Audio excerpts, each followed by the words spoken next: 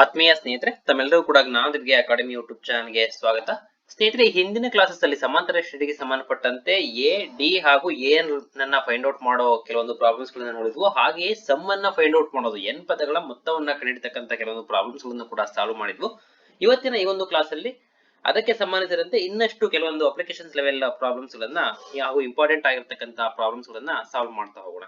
ಅದಕ್ಕಿಂತ ಮುಂಚೆ ಸ್ನೇಹಿತರೆ, ಯಾರು ಇನ್ನ ನಮ್ಮ ಜ್ಞಾನ ದಿವ್ಗೆ ಅಕಾಡೆಮಿ ಯೂಟ್ಯೂಬ್ ಚಾನಲ್ಗೆ ಸಬ್ಸ್ಕ್ರೈಬ್ ಮಾಡ್ಕೊಂಡಿಲ್ಲ, ದಯವಿಟ್ಟು ಎಲ್ಲರೂ ಕೂಡ ಸಬ್ಸ್ಕ್ರೈಬ್ ಮಾಡ್ಕೊಳ್ಳಿ.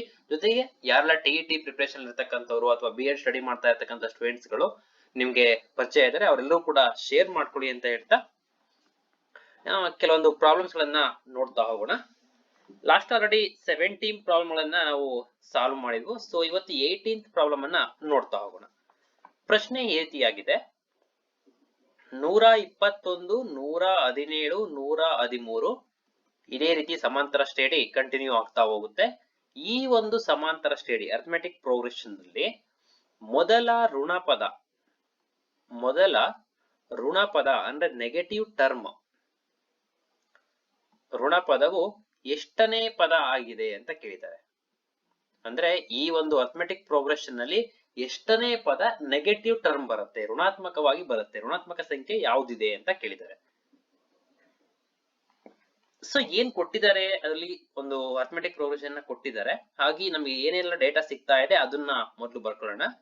ಎ ನ ವ್ಯಾಲ್ಯೂ ಸಿಕ್ಕಿದೆ ನಮ್ಗೆ 121 ಇದೆ. ಹಾಗೆ ಡಿ ವ್ಯಾಲ್ಯೂ 117 ಮೈನಸ್ 121. ಯಾಕೆ 120, ಯಾಕೆ ಇದನ್ನ ಈ ರೀತಿ ಹಾಕೊಳ್ತಾ ಇದೀವಿ ಅಂತ ನಿಮಗೆ ಅರ್ಥ ಆಗಿರುತ್ತೆ ಆಲ್ರೆಡಿ. ಸೊ ಎಷ್ಟಾಗುತ್ತೆ ಆನ್ಸರ್ -4 ಬರ್ತಾ ಇದೆ. ಹಾಗೆಯೇ ಅವ್ರು ಕೇಳ್ತಾ ಇರ್ತಕ್ಕಂಥದ್ದೇನು, ಮೊದಲ ಋಣಪದವನ್ನ ನಾವು ಹೇಗ್ ಕಂಡುಹಿಡಿಯೋದು, ಅದು ಎಷ್ಟನೇದು ಅಂತ, ಎಷ್ಟನೇ ಪದ ಅಂತ ಕೊಟ್ಟಿದ್ರೆ ಎನ್ ಫಾರ್ಮುಲಾ ಹಾಕೊಂಡು ಆರಾಮಾಗಿ ಮಾಡ್ತಾ ಇದ್ವು. ಬಟ್ ಇಲ್ಲಿ ಏನ್ ಕೇಳಿದ್ದಾರೆ, ಮೊದಲ ಋಣಪದ ಯಾವುದು ಅಂತ ಕೇಳಿದ್ದಾರೆ. ಹಾಗಾದ್ರೆ ನಾವು ಹಿಂದಿನ ಕೆಲವೊಂದು ಪ್ರಾಬ್ಲಮ್ ಅಲ್ಲಿ ಮಾಡಿದ್ವು, 0 ಅನ್ನೋದು ಈ ಟರ್ಮ್ ಅಲ್ಲಿ, ಈ ಒಂದು ಅರ್ಥಮೆಟಿಕ್ ಪ್ರೋಗ್ರೆಷನ್ ಅಲ್ಲಿ ಇದ್ಯಾ ಇಲ್ವಾ ಅಂತ ಕೆಲವೊಂದು ಪ್ರಾಬ್ಲಮ್ ಅಲ್ಲಿ ಫೈಂಡ್ ಔಟ್ ಮಾಡ್ತಕ್ಕಂಥ ಪ್ರಯತ್ನವನ್ನ ಮಾಡಿದ್ವು. ಅವಾಗ ಏನ್ ಮಾಡ್ತಾ ಇದ್ವು, ಎನ್ ಅನ್ನ 0 ಅಂತ ಅಸ್ಯೂಮ್ ಮಾಡ್ಕೊಂಡು, ಎನ್ ವ್ಯಾಲ್ಯೂ 0 ಆಗಿರ್ಲಿ ಅಂತ ನಾವು ಅಸ್ಯೂಮ್ ಮಾಡ್ಕೊಂಡು ಆಗ ಮುಂದುವರಿತಾ ಹೋಗ್ತಾ ಇದ್ವು. ಹಾಗೆಯೇ ಈಗ್ಲೂ ಕೂಡ ಅದೇ ಮೆಥಡ್ ಅನ್ನ ಫಾಲೋ ಮಾಡಿ ಅದರ ಮುಂದಿನ ಸಂಖ್ಯೆ ಋಣಾತ್ಮಕವಾಗಿರುತ್ತೆ ಅನ್ನೋ ಒಂದು ನಿರ್ಧಾರಕ್ಕೆ ಬರ್ಬೋದಾಗಿರುತ್ತೆ. ಸೊ ನಿಮ್ಗೆ ಸಾಲ್ವ್ ಮಾಡ್ತಾ ಗೊತ್ತಾಗ್ತಾ ಹೋಗುತ್ತೆ ಹೇಗೆ ಅಂತ. ಈಗ ಮೊದಲು ನಾವು 0 ಎಷ್ಟನೇ ಪದ ಆಗಿದೆ ಅಂತ ಕಂಡುಹಿಡ್ಕೋತೀವಿ.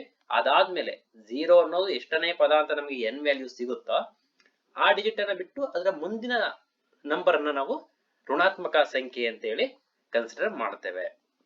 ಸೊ ಮೊದಲು ಈಗ ನಮ್ಗೆ ಏನ್ ಗೊತ್ತಿದೆ, ಎನ್ ಅನ್ನ ಅಗೇನ್ ನಾವು 0 ಅಂತ ಅಸ್ಯೂಮ್ ಮಾಡ್ಕೊಳ್ಳೋಣ. ಹಾಗೆ ಎನ್ ನ ವ್ಯಾಲ್ಯೂ ನಮಗೆ ಗೊತ್ತಿಲ್ಲ, ಅದನ್ನೇ ಫೈಂಡ್ ಔಟ್ ಮಾಡೋದಕ್ಕೆ ಹೋಗ್ತಾ ಇದ್ದೇವೆ ಈಗ. ಸೊ ಎನ್ನನೇ ಪದದ ಫಾರ್ಮುಲಾ ಹಾಕೋತೀವಿ, N equals A plus N minus 1 into D. So N value ನಾವು ಅಸ್ಯೂಮ್ ಮಾಡ್ಕೊಂಡಿದೀವಿ 0 ಅಂತ, A value 121 plus N value ನಾವು ಕಂಡುಹಿಡಿಯೋದಕ್ಕೆ ಹೋಗ್ತಾ ಇದೀವಿ, ಹಾಗೆ ಇಟ್ಕೋತೀವಿ. ಡಿ ವ್ಯಾಲ್ಯೂ -4 ಆಗುತ್ತೆ. ಸೊ ಸಿಂಪ್ಲಿಫೈ ಮಾಡ್ತಾ ಹೋದ್ರೆ 121 ಪ್ಲಸ್ ಎನ್ ಇಂಟು -4 ಏನಾಗುತ್ತೆ, -4n ಆಯ್ತು. ಮೈನಸ್ ಬ್ರಾಕೆಟ್ ಹಾಕ್ತಾ ಇದೀನಿ, ಮೈನಸ್ ಇಂಟು ಮೈನಸ್ ಪ್ಲಸ್ 4 ಆಯ್ತು. ಸೊ ನೆಕ್ಸ್ಟ್ 121 ಪ್ಲಸ್ 4 ಆ ನಂಬರ್ ಗಳನ್ನ ಒಂದ್ ಕಡೆ ಬರ್ಕೊಂಡ್ರೆ -4n, ಮೈನಸ್ ಯಾಕೆ, ಪ್ಲಸ್ ಇಂಟು ಮೈನಸ್ ಮೈನಸ್ ಆಯ್ತು. ಸೊ 125 ಮೈನಸ್ 4n ಅದು ಯಾವ್ದಕ್ಕೆ ಈಕ್ವಲ್, 0ಗೆ equal. So 125 minus 4n equals 0 ಆಯ್ತು. 125 ಈಕ್ವಲ್ಸ್ 4n ಅನ್ನ ಈ ಕಡೆ ಕಳಿಸಿದ್ರೆ ಮೈನಸ್ ಇರೋದು ಪ್ಲಸ್ ಆಗುತ್ತೆ. ಸೊ ಪ್ಲಸ್ 4n ಆಗುತ್ತೆ. ಸೊ ನಮಗೆ ಸಿಕ್ಕಿರೋದೀಗ 4n ಈಕ್ವಲ್ಸ್ 125 ಅಂತ ಇದೆ. ಸೊ ನಮಗೆ n ವ್ಯಾಲ್ಯೂ ಬೇಕಾಗಿದೆ. ಹಾಗಾಗಿ n ನ ಜೊತೆ ಇರತಕ್ಕಂತ 4 ಅನ್ನ ನಾವು RHS ಕಳಿಸಿದ್ರೆ ಇಲ್ಲಿ ಇಂಟು ಇದೆ, ಹಾಗಾಗಿ ಅದು ಡಿವೈಡೆಡ್ ಬೈ ಆಗುತ್ತೆ. 125/4 ಆಗುತ್ತೆ.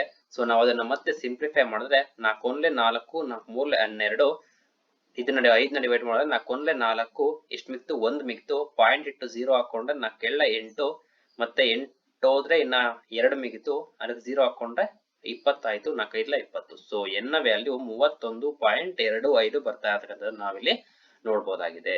ಏನಿದು n ವ್ಯಾಲ್ಯೂ ಬಂದಿರೋದು 31.25 ಅಂದ್ರೆ ನಾವು ಏನಂತ ಅಸ್ಯೂಮ್ ಮಾಡ್ಕೊಂಡಿದ್ವು, ಎನ್ ಈಕ್ವಲ್ಸ್ ಟು 0 ಅಂತ ಕನ್ಸಿಡರ್ ಮಾಡಿದ್ವು. ಅಂದ್ರೆ ಎನ್ನನೇ ಪದ 0 ಆಗಿರ್ಲಿ ಅಂತ ನಾವು ಅಸ್ಯೂಮ್ ಮಾಡ್ಕೊಂಡಿದ್ವು.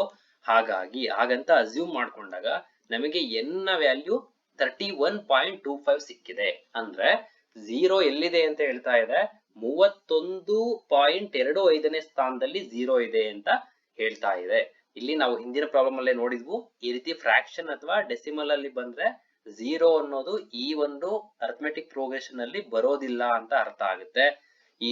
ಆದರೆ ನಮ್ಗೊಂದು ಕ್ಲೋ ಸಿಗುತ್ತೆ ಇದರಲ್ಲಿ, ಪಾಸಿಟಿವ್ ಮತ್ತೆ ನೆಗೆಟಿವ್ ನಂಬರ್ಸ್ ಎಲ್ಲಿ ಬರುತ್ತೆ ಟರ್ಮ್ಸ್ ಅಂತ ಕಂಡುಹಿಡಿಯೋದಕ್ಕೆ, ಧನಾತ್ಮಕ ಅಥವಾ ಋಣಾತ್ಮಕ ಪದ ಯಾವ ಕಡೆ ಬರುತ್ತೆ, ಎಷ್ಟನೇ ಪದ ಆಗಿದೆ ಅನ್ನೋದನ್ನ ಕಂಡುಹಿಡಿಯೋದಕ್ಕೆ ಇದರಿಂದ ಹಿಂಟ್ ಸಿಗುತ್ತೆ.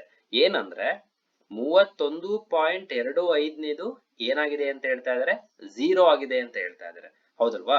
ಇಲ್ಲಿ 0 ಆಗಿದೆ 31.25ನೇದು ಅಂದ್ರೆ ಇದರ ಹಿಂದಿನ ಪದ ಇದೆಯಲ್ಲ ಅದೇನಾಗಿರ್ಬೇಕು, ಪಾಸಿಟಿವ್ ಆಗಿರ್ಬೇಕು. ಯಾಕೆ? ಇಲ್ಲಿ ನಾವು ಸಂಖ್ಯೆ ಪಟ್ಟಿನ ನೋಡಿ, ಅರ್ಥಮೆಟಿಕ್ ಪ್ರೋಗ್ರೆಷನ್ ಅಲ್ಲಿ ಏನಿದೆ, ಬರ್ತಾ ಬರ್ತಾ ಬರ್ತಾ ಕಡಿಮೆ ಆಗ್ತಾ ಇದೆ, ಹೌದಲ್ವಾ? ವ್ಯಾಲ್ಯೂ ಕಡಿಮೆ ಆಗ್ತಾ ಇದೆ ಅಂದ್ರೆ ಈ ಕಡೆ ಲೆಫ್ಟ್ ಇಂದ ರೈಟ್ ಇಂದ ಲೆಫ್ಟ್ ಹೋದಂಗೆ ವ್ಯಾಲ್ಯೂ ಜಾಸ್ತಿ ಆಗ್ಬೇಕು. ಹಾಗಾಗಿ 0ಗಿಂತ ಈ ಕಡೆ ಲೆಫ್ಟ್ ಹೋದಂಗೆ ಏನಾಗುತ್ತೆ, ವ್ಯಾಲ್ಯೂ ಜಾಸ್ತಿ ಆಗುತ್ತೆ, ಹಾಗಾಗಿ ಪಾಸಿಟಿವ್ ಆಗುತ್ತೆ. ಬಟ್ ಲೆಫ್ಟ್ ಇಂದ ರೈಟ್ ಹೋದಷ್ಟು ಕೂಡ ವ್ಯಾಲ್ಯೂಸ್ ಕಡಿಮೆ ಆಗ್ತಾ ಇದೆ, ಹಾಗಾಗಿ ಏನಾಗುತ್ತೆ, ಈ 0 ಇಂದ ಮುಂದಿರ್ತಕ್ಕಂಥದ್ದು ನೆಗೆಟಿವ್ ಪದಗಳಾಗಿದ್ದಾವೆ. ಇವೆಲ್ಲವೂ ಕೂಡ ನೆಗೆಟಿವ್ ಟರ್ಮ್ಸ್ ಆಗಿದ್ದಾವೆ, ಋಣಾತ್ಮಕ ಪದಗಳಾಗಿದ್ದಾವೆ. ಹಾಗಾಗಿ 31.25ನೇದು ಪಾಸಿಟಿವ್ ಅಲ್ಲ, ನೆಗೆಟಿವ್ ಅಲ್ಲ, 0ಗೆ ಈಕ್ವಲ್ ಆಗಿದೆ. ಸೊ 31ನೇದು ಏನಾಗಿರುತ್ತೆ, ಪಾಸಿಟಿವ್ ಆಗಿರುತ್ತೆ. ಅದರ ಮುಂದಿನ ಸಂಖ್ಯೆ 32ನೇ ಪದ ಇದೆಯಲ್ಲ ಅದೇನಾಗಿರುತ್ತೆ, ನೆಗೆಟಿವ್ ಆಗಿರುತ್ತೆ ಅನ್ನೋ ನಿರ್ಧಾರಕ್ಕೆ ನಾವು ಬರ್ಬೋದಾಗಿದೆ. ಇದೇ ಪ್ರಶ್ನೆಯಲ್ಲಿ 2 ಆನ್ಸರ್ ಸಿಕ್ಕಂಗಾಗುತ್ತೆ. ಇಲ್ಲಿ ಕೇಳಿರೋದವ್ರು ನಮ್ಮನ್ನ ಮೊದಲ ಋಣಪದ ಯಾವುದು ಅಂತ, ಮೊದಲ ಋಣಪದ ಯಾವುದು ಅಂತ, ಯಾವುದು ಅಲ್ಲ ಎಷ್ಟನೇದು ಅಂತ ಕೇಳಿದ್ದಾರೆ. ಯಾವುದು ಅಂತ ಕೇಳಿದ್ರೆ ನಾವ್ ಇನ್ನ ಮುಂದಕ್ಕೆ ಸಾಲ್ವ್ ಮಾಡ್ಬೇಕಾಗುತ್ತೆ. ಅದ ಹೇಗೆ ಅಂತ ನೋಡೋಣ. ಈಗ ಎಷ್ಟನೇದು ಅಂತ ಮಾತ್ರ ಕೇಳಿದ್ದಾರೆ, ಹಾಗಾಗಿ 32ನೇ ಪದವು ಈ ಒಂದು ಅರ್ಥಮೆಟಿಕ್ ಪ್ರೋಗ್ರೆಷನ್ ಅಲ್ಲಿ ಬರ್ತಕ್ಕಂತ ಫಸ್ಟ್ ನೆಗೆಟಿವ್ ಟರ್ಮ್ ಆಗಿದೆ ಅಂತ ಹೇಳ್ಬಹುದು. ಹಾಗೆಯೇ ಇನ್ನೊಂದು ಪ್ರಶ್ನೆಯನ್ನು ಕೂಡ ಕೇಳಬಹುದು ಇದೇ ರೀತಿ. ಇಲ್ಲಿ ಮೊದಲ ಋಣಪದ ಯಾವುದು ಅಥವಾ ಎಷ್ಟನೇದು ಅಂತ ಕೇಳೋದಕ್ಕಿಂತ ಇನ್ನೊಂದು ಏನಂತ ಕೇಳಬಹುದು, ಕೊನೆಯ ಧನಾತ್ಮಕ ಸಂಖ್ಯೆ ಅಥವಾ ಧನಪದ ಯಾವುದು ಅಂತ ಕೇಳಬಹುದು. ಕೊನೆಯ ಧನಪದ ಯಾವುದು, ಪಾಸಿಟಿವ್ ಟರ್ಮ್ ಯಾವುದು ಕೊನೆಯದು ಅಂದ್ರೆ ಅದೆಷ್ಟನೇದಾಗಿರುತ್ತೆ, ಈ 0 ಇಂದ ಇಂದಲದು 31ನೇ ಪದವು ಕೊನೆಯ ಪಾಸಿಟಿವ್, ಕೊನೆಯ ಧನಾತ್ಮಕ ಪದ ಆಗಿರುತ್ತೆ, ಪಾಸಿಟಿವ್ ಟರ್ಮ್ ಆಗಿರುತ್ತೆ. ಈ ರೀತಿ ಕೂಡ ಪ್ರಶ್ನೆಗಳು ಅರೈಸ್ ಆಗುವುದನ್ನು ನಾವು ನೋಡಬಹುದಾಗಿದೆ. ಸೊ ಫಸ್ಟ್ ನೆಗೆಟಿವ್ ಟರ್ಮ್ ಯಾವುದಾಗಿದೆ, 32ನೇದಾಗಿದೆ, ಹೌದಲ್ವಾ? 22nd term is the first negative term in this arithmetic progression. ಅದು ಯಾವುದು ಅಂತ ಏನಾದ್ರು ಕೇಳಿದ್ರೆ, ಯಾವುದು ಅಂತ ಕೇಳಿಲ್ಲ, ಎಷ್ಟನೇದು ಅಂತ ಮಾತ್ರ ಕೇಳಿದ್ದಾರೆ. ಯಾವುದು ಅದು ಆ ಪದ ಅಂತ ಏನಾದ್ರು ಕೇಳಿದ್ರೆ ಏನ್ ಮಾಡ್ಬೇಕಾಗುತ್ತೆ, ನಾವು ಅವಾಗ AN ಫಾರ್ಮುಲಾ ಹಾಕೊಂಡು ಫೈಂಡ್ ಔಟ್ ಮಾಡ್ಬೇಕಾಗತ್ತೆ. ಹೇಗೆ, ಎನ್ ವ್ಯಾಲ್ಯೂ ಎಷ್ಟಾಗುತ್ತೆ, 32 ಆಗುತ್ತೆ. ಯಾಕೆ, ಆ 32ನೇದೇ ಮೊದಲ ನೆಗೆಟಿವ್ ಟರ್ಮ್ ಅಂತ ನಮಗೆ ಗೊತ್ತಾಗಿದೆ ಆಲ್ರೆಡಿ. ಹಾಗಾಗಿ n ಪ್ಲೇಸ್ ಅಲ್ಲಿ ನಾವು 32 ಹಾಕೊಂಡು ಎ ವ್ಯಾಲ್ಯೂ ಡಿ ವ್ಯಾಲ್ಯೂ ನಮ್ಗೆ ಆಲ್ರೆಡಿ ಗೊತ್ತಿದೆ. ಆ ರೀತಿ ಸಾಲ್ವ್ ಮಾಡ್ತಾ ಹೋದ್ರೆ ನಾವು ಇದೊಂದು ವ್ಯಾಲ್ಯೂ ಅನ್ನ ಕಂಡುಹಿಡಿಯೋದಕ್ಕೆ ಸಾಧ್ಯ ಆಗುತ್ತೆ. ಸೊ ನೆಕ್ಸ್ಟ್ ಪ್ರಾಬ್ಲಮ್ ಅನ್ನ ನೋಡ್ತಾ ಹೋಗೋಣ. ಓಕೆ, ಪ್ರಶ್ನೆ ಈ ರೀತಿಯಾಗಿದೆ. ಎನ್ನನೇ ಪದವು nth ಟರ್ಮ್ ಏನು ಅಂತ ಅವರೇ ಕೊಟ್ಟಿದ್ದಾರೆ, 2n+3 ಆಗಿದೆ. nth term is 2n+3. ಇದುವರೆಗಾಗಿ ಬರೀ ನಂಬರ್ ಅಲ್ಲಿ ಕೊಡ್ತಾ ಇದ್ರು, ಈಗ ಒಂದು ಮ್ಯಾಥಮೆಟಿಕಲ್ ಎಕ್ಸ್ಪ್ರೆಷನ್ ತರ ಸಿಗ್ತಾ ಇದೆ ನಮ್ಗೆ.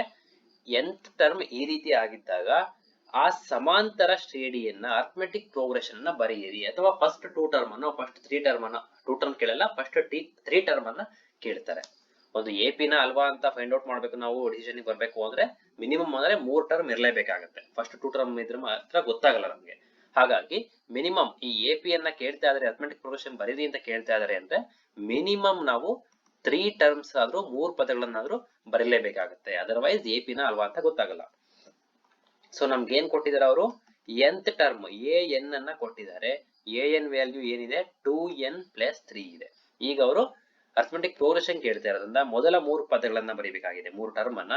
ಸೊ n ಪ್ಲೇಸ್ ಅಲ್ಲೆಲ್ಲ 1 2 3 ರೀಪ್ಲೇಸ್ ಮಾಡ್ತಾ ಹೋಗೋಣ. 2 ಇಂಟು ಮೊದಲನೇ ಪದ ಏನಾಗುತ್ತೆ, 2 1 2 ಪ್ಲಸ್ 3 5 ಆಗುತ್ತೆ, ಹೌದಲ್ವಾ? ಹಾಗೆ ಸೆಕೆಂಡ್ ಟರ್ಮ್ ಏನಾಗುತ್ತೆ, a2 2 ಇಂಟು n ಪ್ಲೇಸ್ ಅಲ್ಲಿ 2 ಆಗ್ತಾ ಇದಾವೆ, ಪ್ಲಸ್ 3 2 4 ಪ್ಲಸ್ 3 7 ಬರ್ತಾ ಇರ್ತಕ್ಕಂಥ ನಾವು ನೋಡ್ತಾ ಇದ್ದೇವೆ. ಹಾಗೆಯೇ ಥರ್ಡ್ ಟರ್ಮ್ ಏನಾಗುತ್ತೆ, 2 ಇಂಟು n ವ್ಯಾಲ್ಯೂ 3 ಆಗುತ್ತೆ, ಪ್ಲಸ್ 3. ಎಲ್ಲಾದ್ನೂ ಕೂಡ ಇಲ್ಲಿ ಸಬ್ಸ್ಟಿಟ್ಯೂಟ್ ಮಾಡ್ತಾ ಇದ್ದೇನೆ. ಈಕ್ವೇಶನ್ ನಂಬರ್ 1 ಇದೆಯಲ್ಲ ಇದರಲ್ಲಿ ಸಬ್ಸ್ಟಿಟ್ಯೂಟ್ ಮಾಡ್ತಾ ಇರೋದು. So 3 6 plus 3, so A3 value 9 ಬರ್ತಾ ಇರ್ತಕ್ಕಂಥದ್ದನ್ನ ನೋಡ್ತಾ ಇದ್ದೇವೆ. ಸೊ ಅರ್ಥಮೆಟಿಕ್ ಪ್ರೋಗ್ರೆಷನ್ ಏನಾಗುತ್ತೆ, ಸಮಾಂತರ ಶ್ರೇಣಿ, ಆ ಸಮಾಂತರ ಶ್ರೇಣಿಯ ಮೊದಲ 3 ಪದಗಳು 5, 7, 9 ಆಗಿದಾವೆ. ಇದೇ ರೀತಿ ನಾವು ಜಸ್ಟ್ ಇಲ್ಲಿ ನೋಡ್ತಾನೆ ಹೇಳ್ಬಹುದು ನೆಕ್ಸ್ಟ್ ಟರ್ಮ್ ಏನ್ ಬರುತ್ತೆ ಅಂತ. 5, 2, 7, 7, 2, 9. ಅಫ್ಕೋರ್ಸ್ ನೆಕ್ಸ್ಟ್ 11, 13, 15 ಈ ರೀತಿ ಕಂಟಿನ್ಯೂ ಆಗೋದನ್ನ ನಾವು ನೋಡ್ಬೋದಾಗಿದೆ. ಕ್ಯಾಲ್ಕುಲೇಷನ್ ಅನ್ನ ಮಾಡ್ದಲೇನೆ ನಾವಿಲ್ಲಿ ಒಂದು ನಿರ್ಧಾರಕ್ಕೆ ಬರ್ಬೋದಾಗಿದೆ. ಫಸ್ಟ್ 3 ಟರ್ಮ್ಸ್ ಸಿಕ್ತು ಅಂದ್ರೆ ನೆಕ್ಸ್ಟ್ ಟರ್ಮ್ಸ್ ಅನ್ನ ಆರಾಮಾಗಿ ನಾವು ಗೆಸ್ ಮಾಡ್ತಾ ಅದೇ ರೀತಿ ಕ್ಯಾಲ್ಕುಲೇಟ್ ಮಾಡ್ತಾ ಹೋಗ್ಬಹುದು ಫಾರ್ಮುಲಾ ಹಾಕೊಳ್ದಲೆ.